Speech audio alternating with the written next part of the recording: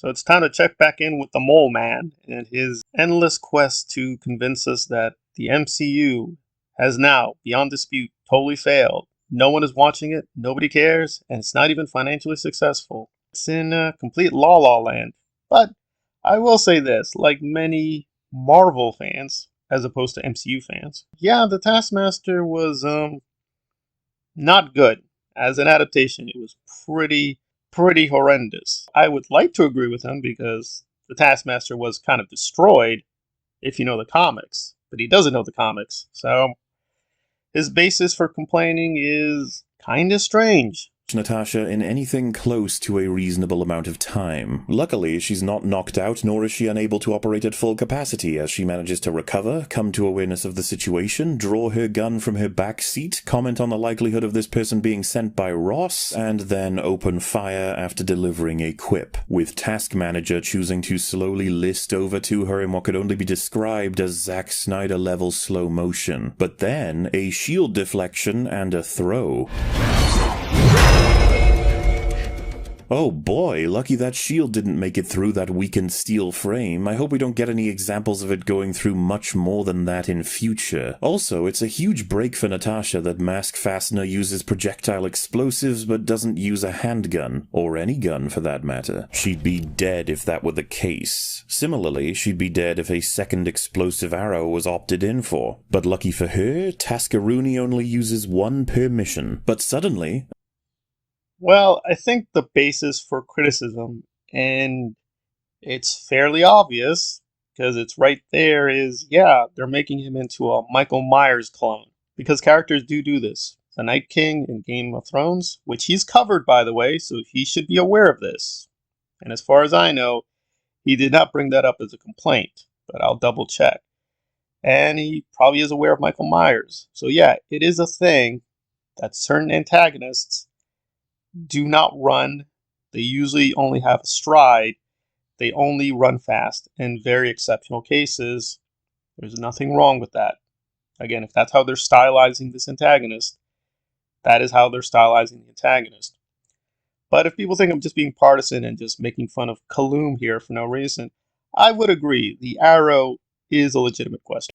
Him not shooting Natasha, it's not too much of a concern. I think actually this part of the character, again, not saying I love Black Widow, that is actually very well written. If he's using a Captain America shield, he's using arrows like Hawkeye, we can guess, oh, he's kind of taking the abilities of the Avengers and is mimicking them. And again, usually Captain America does not shoot a gun. Usually Hawkeye does not shoot a gun. So him electing, for the most part, to not shoot a gun, that would be in character. But yeah, him not using the arrow again, that seemed a little suspicious. Probably he should have used the arrow and she should be injured. So there, yeah, I think that's a legit point. So give him at least 1 point. But then as always, he's going to not just contradict himself, but basically destroy himself in just a couple seconds.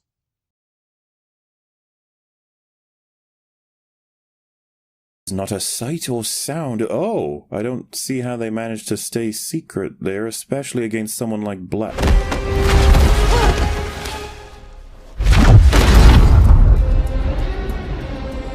Well, hey, that's kinda neat. I hope we get more of this mimic thing. Anyway, before Black Widow is executed by this clearly more capable foe, it is displayed that a redirection to the vials is in order, that Natasha is not the primary target. Now, I know what you're thinking. Surely you wouldn't be stupid enough to simply walk away when someone is actively trying to kill you simply because you need to collect some vials. It should be obvious that she is protecting them, or at least behaves as the vials' obstacle, and I would say presents a serious threat. In fact, the visor states it very clearly. She's 88% of a threat. What the fuck does that mean? 88% of a threat? Like 88% likely to attack you, or 88% likely to kill you? In either case, she's 12% away from being 100% of a fucking threat, so maybe don't... Oh, walking off to the case because 88% isn't enough. So let me be generous, because if you were paying attention, those last couple of seconds are devastating to his entire career and his entire persona. But we'll deal with the main topic, which is, of course, why is Taskmaster acting like that? According to your own editing and your own narration, he's a much stronger opponent and he's much more capable, again, in your words, than Natasha. So him electing to ignore her, yeah, you said it yourself, he's much more capable. So why would he consider her a viable threat? But then he answers the question, which nullifies everything he said in all his videos by saying, oh, she's 88% threat. Now, is that really a percentage? Unclear. But let's say it is like a mathematical expression of, quote, threat level. He's making fun of that. He's saying, 88% threat. What does that mean? Okay, let's take that seriously for a minute. So you're actually saying threat level. How can you mathematically express that in a percentage? And by the way, with The Last Jedi and several other things, admittedly it's rare, but he does give a number. I think with The Last Jedi he gave it a 2 out of 10. Wait a minute. So you're saying with artistic works, with fictional works, we can give a mathematical score. So we can mathematically express that. But with a threat level, we can't mathematically express that. Is that what you're saying? That can't be right. Or are you literally committed to the position that ontologically, magically, because he never actually proves these things, but it's like, okay, fine. We can provide a score for fictional works that is mathematically precise. I don't see how you can do that, but he's saying that. Okay, fine. I use scores too, but I don't think they're objectively mathematically correct. They're just rule of thumb, right? They're not really precise. But you're saying they are precise. Okay, fine. So we can do that with fictional works. We can get like a precise mathematical fix of their quality. Okay, fine. But we can't get a precise mathematical fix on threat levels. Because? How? Why? Why would these two things be different? Ontologically, metaphysically, reality, just in terms of physics, how would they be differentiated? How would you differentiate it?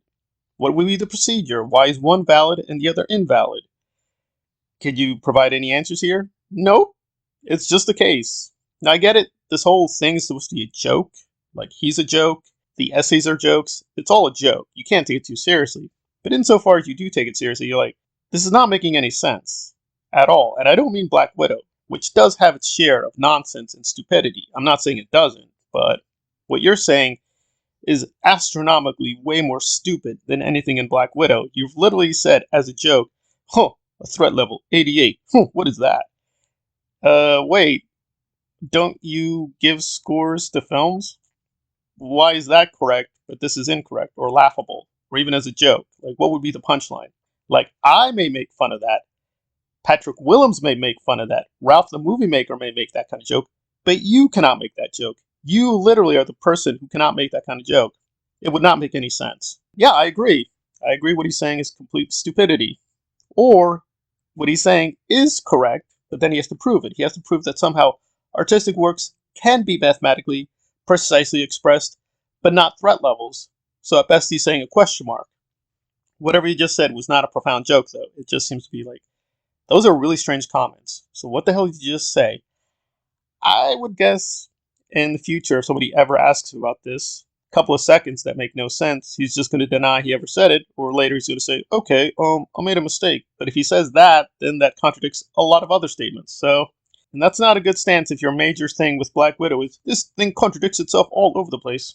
Well, in about the space of 2.5 minutes, you contradict yourself about 5 times. So, it's not a very strong basis for, quote, criticism, if he ever did criticism.